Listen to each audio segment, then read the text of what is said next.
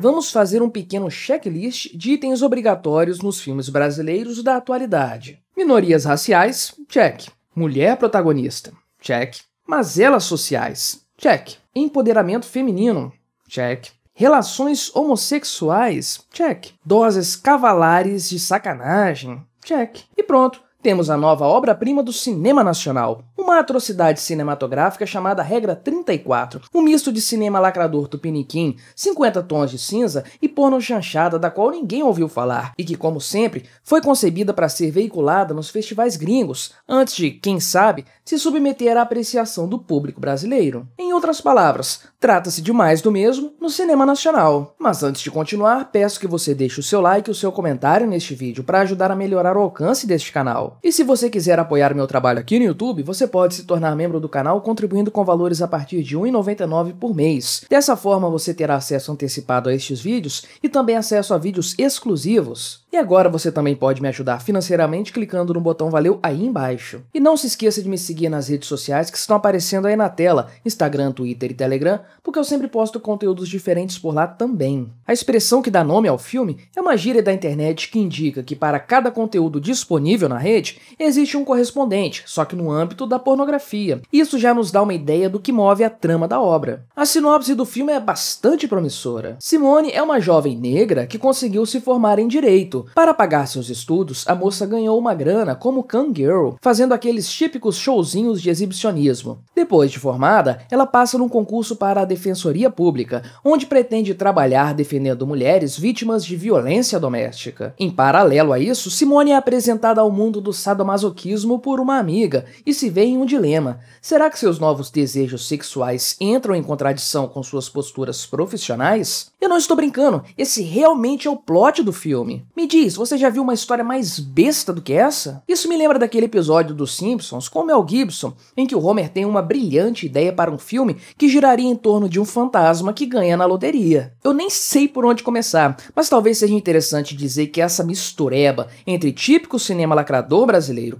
filmes de teor erótico e dominação, como aquele terrível 365, e atuações meia-boca, sequer deveria existir, mas tendo existido, jamais deveria receber um prêmio do que quer que fosse. Qual é o motivo de tanta lacração? Isso é tão artificial, tão inverossímil. Num único plot, é preciso atender a todas as demandas sociais de encenação de virtudes. A protagonista tem que ser do sexo feminino, ou eu deveria dizer gênero. Ela precisa ser pobre e negra. Ela precisa ser sexualmente aberta a novas experiências, ou seja, ela deve ser promíscua. E ela precisa trabalhar em prol dos direitos de outras mulheres, aquela coisa de sororidade da qual ninguém fala mais. É claro que não é possível unir de forma adequada todos esses temas, e o resultado final tende a ser lamentável. Eu não vi o filme em questão, eu não sei se ele já está disponível em algum torrent da vida, mas eu não o veria ainda que fosse fácil de encontrar. Esse é um dos casos em que não é preciso ver um filme inteiro para saber que se trata de uma bomba. Mas caso você queira matar a sua curiosidade a respeito da obra, saiba que no YouTube você poderá encontrar um teaser do filme,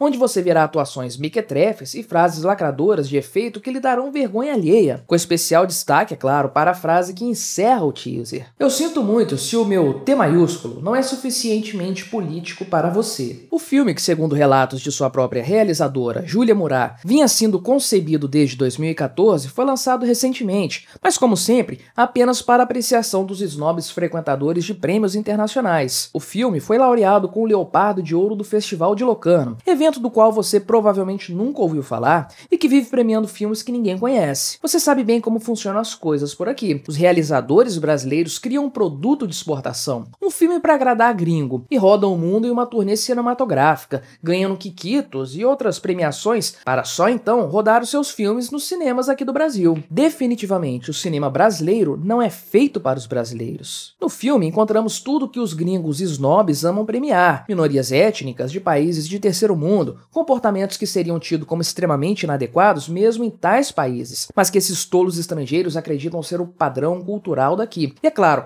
muita depravação. Isso não é por acaso. O filme foi concebido dessa forma para agradar o paladar dos membros de academias de cinema do exterior, que, como sempre gostam de frisar, assistem aos filmes estrangeiros como bichos exóticos exibidos em uma gaiola. E a isso se soma, naturalmente, o caráter tipicamente progressista de todos os envolvidos. A já citada Júlia Murat, por exemplo, deixa muito claro seu posicionamento político. Nas palavras da diretora, ganhar esse prêmio nesse momento em que a extrema-direita detém o poder no país valoriza um filme que representa tudo o que eles odeiam e tentam exterminar. Bom, o que a direita tenta exterminar? Safadeza bestial tratada como normalidade? Ou más atuações sendo incensadas como cinema transgressor? Em seu Instagram, a realizadora cita a chegada de Bolsonaro ao poder como um problema, fala a respeito de ruptura democrática, autocensura e discurso de ódio, uma salada de argumentos esquerdistas requentados e que são bastante típicos da classe artística brasileira. De qualquer forma, e para além do mero aspecto político, o filme Regra 34 representa muito bem a decadência artística brasileira,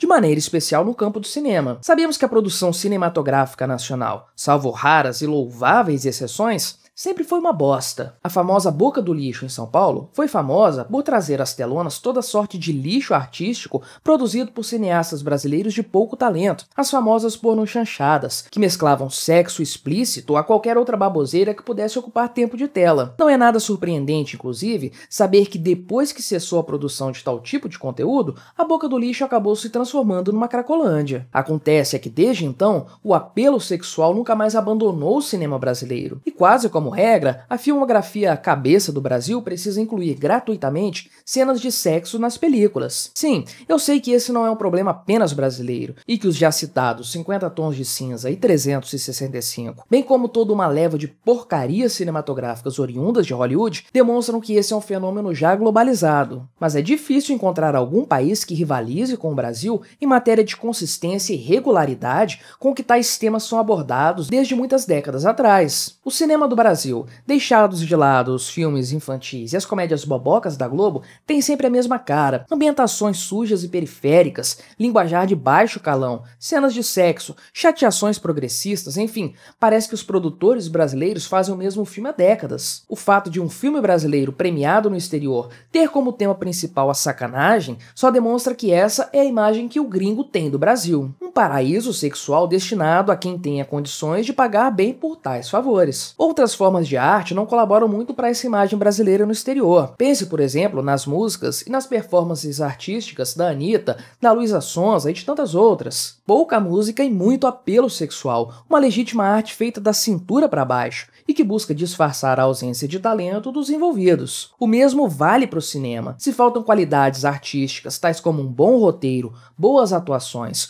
uma boa cinematografia que não seja aquela coisa escura e periférica, gravada de forma claustrofóbica em locações pouco inspiradas, então é necessário apelar para o erotismo, ou melhor, para a safadeza pura e simples, para tentar vender a obra. O fato é que o cinema brasileiro precisa morrer, ele precisa acabar. Eu não me importo se de suas cinzas nascerá algo novo ou se a produção cinematográfica brasileira será extinta para sempre. Como bom libertário que tento ser, eu tenho plena convicção de que um país não precisa produzir tudo o que consome, e isso, por óbvio, também se aplica às diversas formas de arte. Olhando em retrospecto, parece que o cinema nunca foi o forte da produção artística nacional. Então, que se pare de destinar recursos escassos a esse setor, porque dele só saem, ultimamente, genuínas porcarias. O cinema nacional não se interessa por atender às demandas do povo brasileiro, que em tese deveria ser o seu cliente, o seu público-alvo. A verdade é que o real público do cinema cabeça brasileiro não são os brasileiros, esses pobretões chatos que querem se divertir numa sala de cinema,